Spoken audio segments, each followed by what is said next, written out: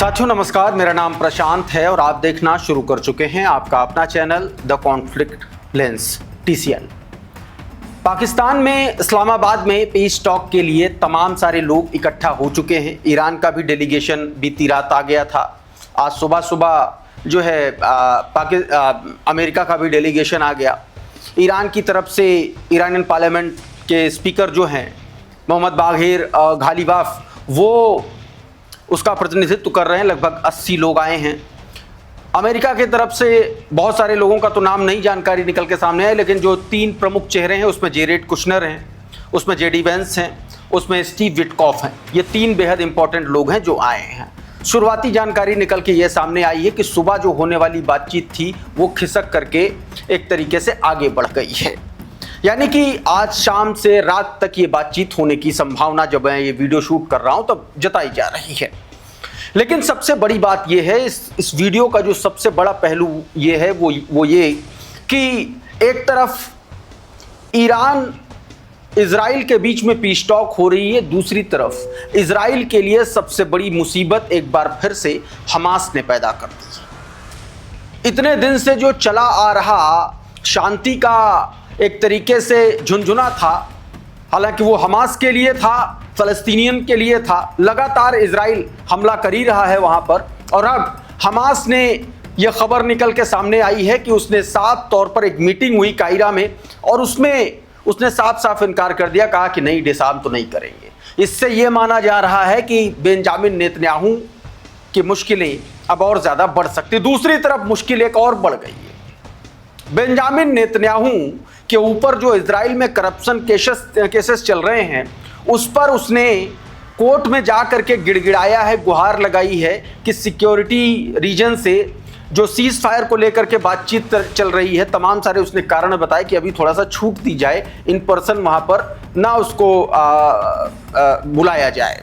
उससे भी जुड़ी मैं आपको खबर बताऊंगा। खबर एक और है, जब बेंजामिन नेतन्याहू को हजारों लोगों ने खड़े होकर के उसका पुतला, उसको आग लगा दी। और ये सब कुछ मिडिल ईस्ट में नहीं हुआ है, ये सब कुछ हुआ है स्पेन में, क्योंकि स्पेन और इजराइल के बीच में अब तलवारें खिंच चुकी हैं। आपने देखा कि बीते दिनों बयानबाजी बहुत ज़बरदस्त हुई थी, उससे भी जुड़ी मैं आपको अभी खबर बताऊंगा।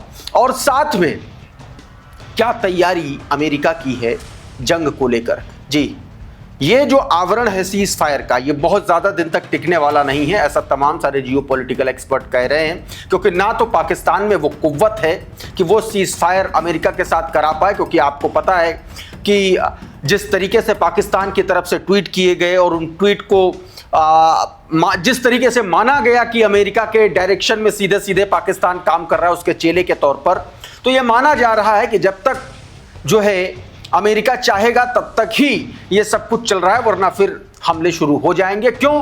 क्योंकि मिडिल ईस्ट में अमेरिका लगातार अपनी मौजूदगी बढ़ा रहा है। बहुत सारी खबरें हैं, एक एक करके विस्तार से समझते हैं। सबसे पहले जरा इस खबर पर गौर करिए। ये हमास से जुड़ी खबर है जो ज़्यादा इंपॉर्टेंट है।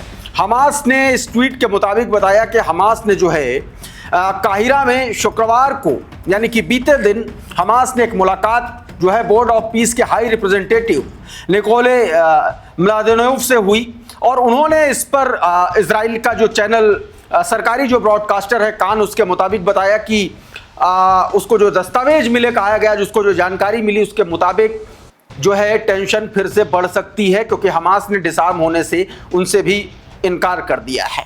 कुछ शर्तें रखी हैं हमास ने जो इस ट्वीट में बताई गई है। बताया गया कि कब्जे की स्थिति में फ़लस्तीनी हथियारों को वैध माना गया है, यानी कि अगर कब्जा रहेगा तो हमास हथियार रखेगा। पुनर्निर्माण और निरस्त्रीकरण की शर्तों को एक साथ नहीं जोड़ा जाए। कहा कि भैया ठीक है, आप फ़लस्तीन के में पुनर्निर्माण करना चाहते करो, लेकिन इससे हमारे डिसआर्म होने का क्या मतलब है, हम हथियार नहीं छोड़ेंगे। फिर कहा कि गजा में इजराइल की पूर्ण वापसी होनी चाहिए, गजा से इजराइल को भागना चाहिए, यह कहा गया। और आंतरिक तौर पर यह भी कहा कि नाकेबंदी हटे और राजनीतिक भविष्य पर चर्चा हो, यह भी कहा गया। फिर कहा गया कि हथियारों का फैसला फ़लस्तीनी आंतरिक तौर पर करेंगे, बाहरी दबाव स्वीकार नहीं है। कब हथियार छोड़ना है, कैसे हथियार छोड़ना है, जो फ़लस्तीन की एक इंटरनल बॉडी है वो तय करेगी। ये इजराइल कोई नहीं होता है, कोई जिल्लेलाई नहीं होता कि वो तय कर देगा कि गजा में हथियार रखना है कि नहीं रखना है। और ये सब कुछ हमास क्यों कर रहा है, वो क्यों डिसआर्म होने के लिए मना कर रहा है? क्योंकि गजा में लगातार हमले इजराइल कर रहा है। बीती रात भी उसने हमला किया जिसमें 6 फ़लस्तीनियंस की मौत हो गई। ये वो तस्वीरें हैं, हालांकि हम ये तस्वीरें ब्लर कर रहे हैं।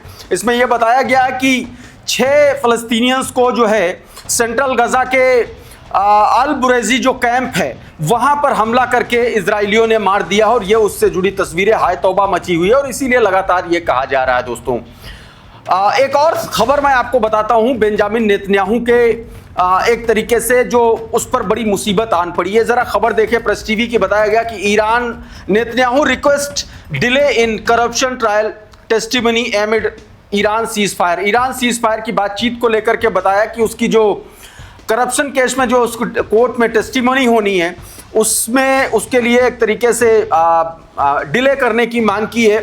यह प्रेस टीवी के हवाले से बताया गया कि Israeli prime minister Benjamin Netanyahu has called on court responsible for his corruption trial to postpone his testimony citing security concern. Security concern का हवाला देते हुए जो उसकी टेस्टिमनी होनी थी उसको पोस्टपोन करने की मांग की है, यानी कि बुरी तरीके से घबराया हुआ है। देखिए, मैं लगातार ये बात कह रहा हूं कि बेंजामिन नेतन्याहू की जो सांसें चल रही हैं वो सिर्फ जंग की वजह से चल रही हैं। जब तक जंग चलेगी तब तक बेंजामिन नेतन्याहू की खुली हवा में सांसें चलेंगी। जैसे ही जंग खत्म हो जाएगी वैसे ही बेंजामिन नेतन्याहू जेल जाएगा, क्योंकि ऐसे ऐसे करप्शन के केसेस हैं उसके ऊपर कि उसका बचना बहुत मुश्किल है, ऐसा बताया जा रहा है। तमाम सारे लोग ऐसे दावे कर रहे हैं, तमाम सारी रिपोर्ट्स में इस तरीके की बातें लिखी गई हैं।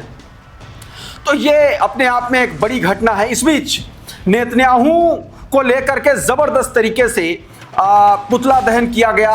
उसका सैकड़ों लोगों की मौजूदगी में उसके पुतले को फूंका गया। ये उससे जुड़ी तस्वीर देखिए। ये मलागा स्पेन का इलाका, और वहां पर देखे किस तरीके से नेतन्याहू का पुतला लगाया, उसमें तमाम सारे बम पटाखे रख कर उसको जो है उसके परखच्चे उड़ा दिया। और यह उससे जुड़ा हुआ वीडियो, जबरदस्त इसका विरोध हो रहा है। लगातार जंग, हमले, धमकी और तमाम सारे पूरे रीजन में अस्थिरता फैलाने का अपराधी नेतन्याहू देखिए तमाम सारे उन देशों के भी निशाने पर आ गया है जो कभी एक तरीके से आप कह लीजिए कि उसके साथ में खड़े हुआ करते थे, और अब ये स्थिति हो गई है। दोस्तों, ये वीडियो आप साफ तौर पर देख। दूसरी तरफ बेंजामिन नेतन्याहू इसलिए भी बुरी तरीके से फंसा हुआ है क्योंकि अमेरिका ने जो ईरान के मिनाब स्कूल में जो उसने बच्चों को मौत के घाट उतारा, बच्चों को मारा, छोटे छोटे मासूम बच्चों को मारा, उनको लेकर के जांच करने की बात अमेरिका कह रहा है। लेकिन अमेरिका की बात पर आप उतना ही भरोसा कर सकते हैं जितना नेतन्याहू की बात पर, यानी कि दोनों ही भरोसे के लायक नहीं है, और यह बात ईरान जानता है। और इसीलिए बागेर गालिबाफ के एक तरीके से उनकी लीडरशिप में जो 80 लोगों का, लगभग 80 या उससे ज्यादा लोगों का प्रतिनिधिमंडल जो पाकिस्तान के इस्लामाबाद पहुंचा है, उसके अंदर प्लेन की यह तस्वीर गालिबाफ ने अपने ट्विटर हैंडल से साझा की। इस तस्वीर को देखिए, यह वो मार्मिक तस्वीर है जो पहले हमले में इजराइल ने ईरान के मिनाब स्कूल में हमला किया और इन बच्चों को मौत की नींद सुला दी। बेचारे हंसते खेलते स्कूल पहुंचे थे और बेंजामिन नेतन्याहू की सेना ने इन बच्चों को मार दिया। और यह तस्वीर लेकर के प्लेन में तमाम सारी चेयर पर यह तस्वीरें रख के, उनके बैग रख करके, उनके शूज रख करके गालिबाफ पहुंचे, ये याद दिलाने के लिए कि ये ईरान हमेशा याद रखेगा, और ये भी बताने के लिए ये जो बातचीत चल रही है उस बातचीत का मुख्य एजेंडा उन ईरानी बच्चों की जान होगी जो अमेरिका और इजराइल ने ली है। ये तस्वीरें जारी की। इस पर उमाशंकर सिंह लिख रहे हैं कि अमेरिकी दल से वार्ता के लिए ईरान से इस्लामाबाद पहुंचे गालिबाफ ने मीनाब में मारी गई बच्चियों की इस तस्वीर को ट्वीट किया और कहा कि विमान में हम और हमारे मुसाफिर। अभी वो तस्वीर भी मैं आपको दिखाऊंगा, लेकिन ये वीडियो देखिए जरा। ये वो बच्चे हैं, सोचिए, ये नन्हे मुन्ने बच्चे सुबह स्कूल के लिए निकले थे और इजराइल ने इन बच्चों तक को नहीं छोड़ा और ये मोरल की बात करता है, नैतिकता की बात करता है। सैकड़ों बच्चों को मौत के घाट उतार दिया और अब उनके खून से सने हुए बैग, उनकी तस्वीरें और उस तस्वीर के पास एक एक फूल और उनके शूज रखे हुआ ये वीडियो पूरी दुनिया में चर्चा का विषय बना हुआ है। और ये इजराइल के द्वारा ईरान में किए गए बच्चों के कत्लेआम के खून से रंगे हुए हस्ताक्षर के तौर पर देखे जा रहे हैं। न्यूज़ 24 देखिए क्या लिख रहा है। न्यूज़ 24 ने लिखा, विमान की सीटों पर बच्चों की फोटो, जूते और बैग रख करके पाकिस्तान पहुंचा ईरानी डेलीगेशन। स्पीकर गालिबाफ ने विमान के अंदर बच्चों की तस्वीरें देखकर हुए भावुक। अमेरिका के सितम का सबूत लेकर के इस्लामाबाद पहुंचा ईरान। ये बात कही गई। ये देखिए, ये ट्वीट किया था गालिबाफ ने। माई कंपेनियंस ऑन दिस फ्लाइट मिनाब 168 #168। मिनाब में जो 168 बच्चे मारे गए, उस स्टॉप को बेसिकली ईरान ये नाम देना चाहता है कि हम अपने ईरान के बच्चों के लिए यहाँ पर आए हैं, उनकी जो हत्या की है उनके दोषियों को सजा दिलाने के लिए आए हैं। ये बात कही गई दोस्तों। कम से कम एक और तस्वीर मैं आपको दिखाता हूं, जब ईरान का डेलीगेशन वहां पर पहुंचा, ये उस वक्त का वीडियो है, देखिए जरा। ये विदेश मंत्री इसहाक डार, गृह मंत्री मोहसिन नकवी और फील्ड मार्शल असीम मुनीर ने इस्लामाबाद में पहुंचे ईरानियन डेलीगेशन का इस तरीके से उनको रिसीव किया। ये उसकी तस्वीरें, इंटरनेट पर ये वीडियो वायरल हो रहा है। ये बीते रात यानी कि शुक्रवार रात ये लोग पहुंचे थे, तब की तस्वीरें हैं। और ये वो डेलीगेशन की लिस्ट है जो ईरानियन डेलीगेशन जो पहुंचा है इस्लामाबाद। बताया गया कि इसमें लगभग 80 लोग हैं, इसमें पत्रकार हैं, बहुत सारे लोग हैं जुड़े हुए। ड्रॉप साइट ने ये पूरी लिस्ट अपने ट्विटर हैंडल पर जारी की है। कुछ लोग हैं इसमें, मोहम्मद बाघेर कालीबाब, सैयद अब्बास सरागची, रेजा आमिरी, मोगदम जो पाकिस्तान में जो एम्बेसडर हैं ईरान के, अली अकबर, अमादीना और अली बाघेरी कायनी, इस तरीके से तमाम सारे ये लोग पहुंचे हैं ईरान में।